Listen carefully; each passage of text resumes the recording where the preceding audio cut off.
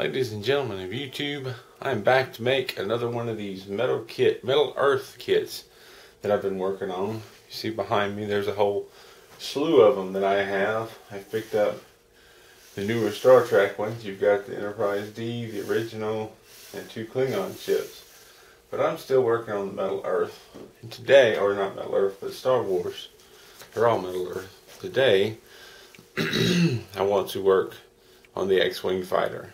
So let's crack this open and see what it's all about. I imagine it'll be very much like the others, 2 metal plates and instructions. Here we have the directions and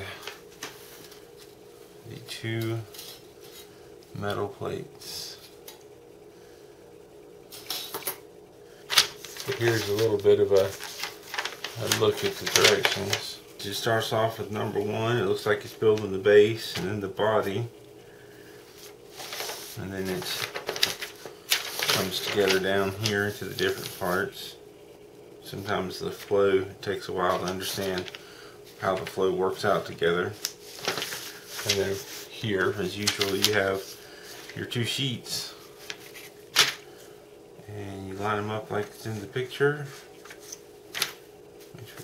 This is this one, and it tells you what number each part is. Before you get started, you will definitely need a pair of tweezers.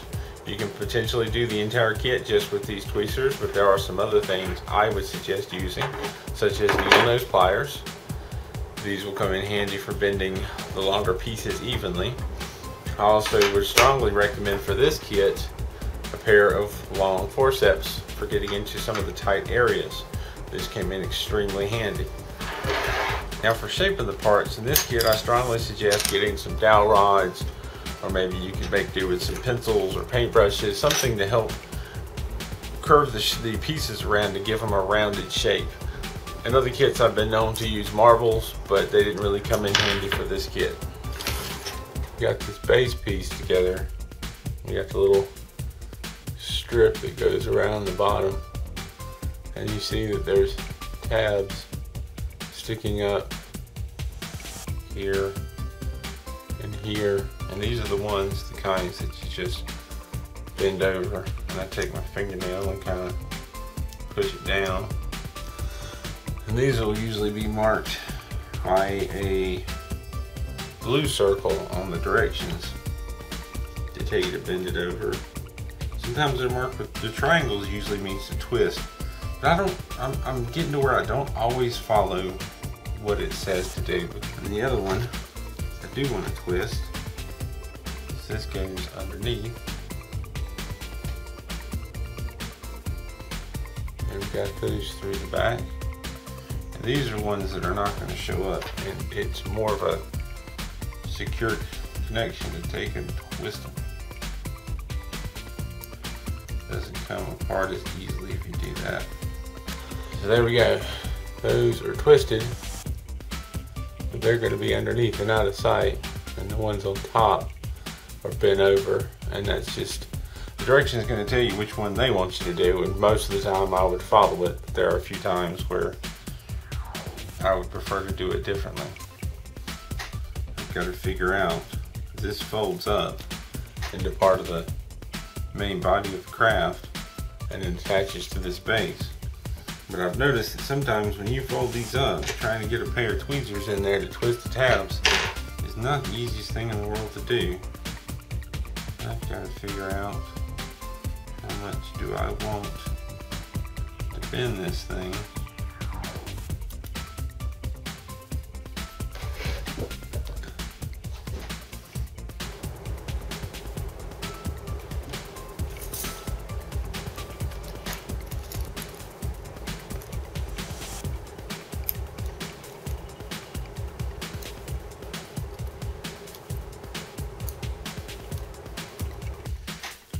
So I've had my first little error.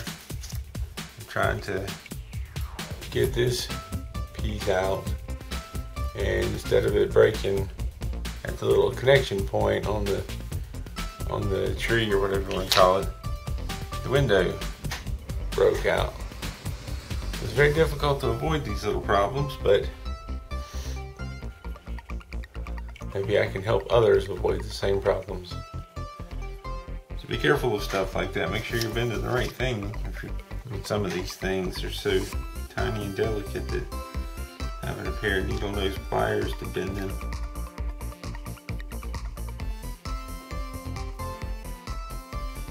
Look at this teeny tiny little thing.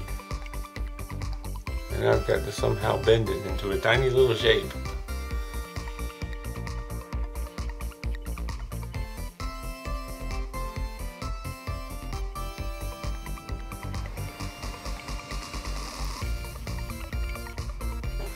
I'm absolutely amazed sometimes at the things I manage to pull off with these kids. They're so tiny. Now here we have a rounded piece, which I believe this is basically the head of the R2 unit. And I've got to bend these pieces down. Somehow I have to try and curve them as well. Just to give you an idea of how teeny tiny some of these pieces are. They mesh together and slide through here. And then somehow I have to twist these tabs.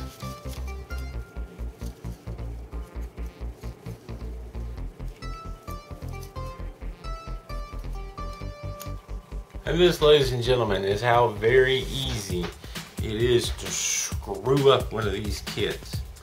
Because you've got two pieces going across, and apparently I should have flipped one of these wings over because the holes line up on one side and I wasn't careful enough and checked the other. And so now that these are twisted on this side, I can't get them apart, and if I could, I wouldn't be able to get them back together. So I went and picked up another one because I screwed up the wings on this one, and try as I might to be careful, I know I need to be careful. I've made several of these and videos to go with to say you have to pay close attention. I still screwed up. The thing is, what I didn't notice, and it's probably going to be hard to see, is that on the top, one of these, and these are the two X-wings. This slotted section goes towards the back. If you look, they connect in the middle, but on one side there's two slots for something to connect. On the other side there's two pairs, there's four. Two are wider apart than the other. And the same is true for this.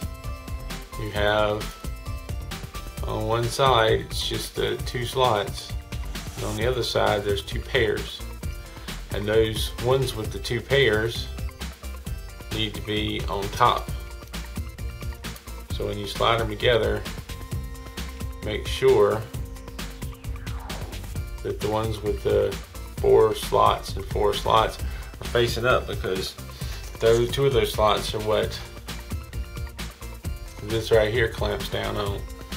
I believe that's where I made my mistake before, or made my mistake before. So I'm going to slide this in here again. Line two of these up if I can. Really close. Okay, what about the other side? Kind of line up the other side as well. Perfect.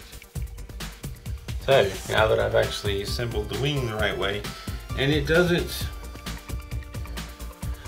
shows, kind of sort of shows in the picture the slots, but it doesn't specify. This is how you tell the difference in which way it's supposed to go. So I missed it. I'm sure others will too.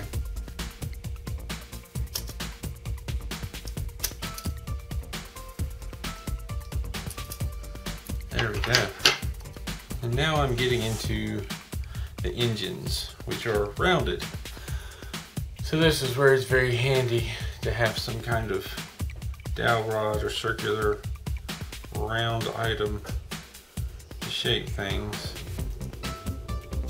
And this dowel rod may be too big, but it'll get a good start.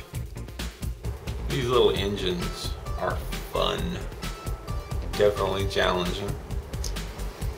And I want to give a couple of pieces of advice, and the instructions are a little more helpful than they have been in the past as far as what to not fold down yet. But to make one of these engines requires quite a few pieces, and I've got them all lined up here. For one, you've got the base, and this is the main thing. When you fold this up, I would fold this end, not the end but the rounded part. Fold this end down, and then fold this flap. It's got a couple of angles to it, which you might need some pliers to get it to bend. There's a slight bend and a larger bend.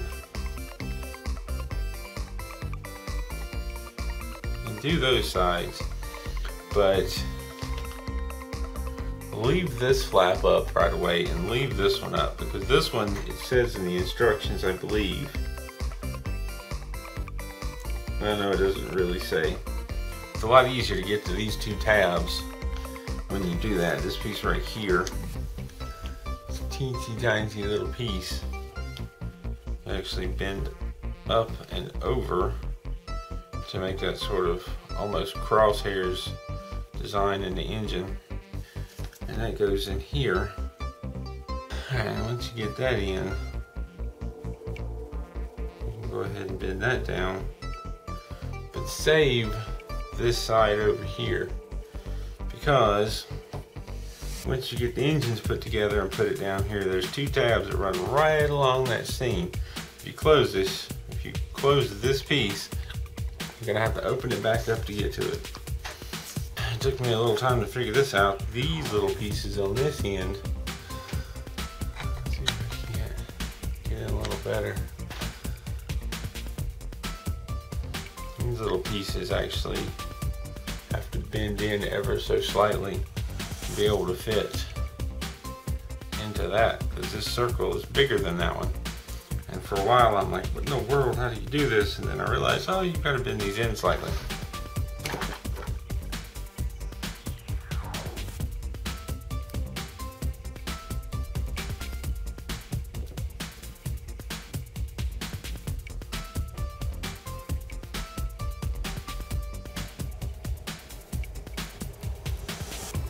And then we just bend this over, and we have another engine. The rest of the kit's pretty straightforward. Just take your time, look it over, make sure you're putting the parts on correctly. It took me quite a while to do this kit. It feels like this has been the longest one so far. I ended up having to get a second kit because I messed up the X-Wings, not paying close enough attention. And you really do have to pay close attention, because there's things that are not clearly marked that it has to go this way and not that way. So hopefully these tips will help you out if you decide to do it for yourself. I didn't include the full assembly because it's long.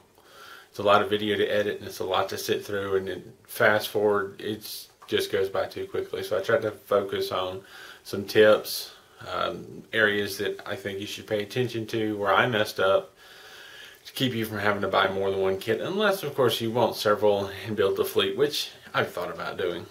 This is definitely going to go up on the shelf and be left alone. These engine parts, I'm afraid that if they get bumped a few times, they'll break off. I don't want that to happen.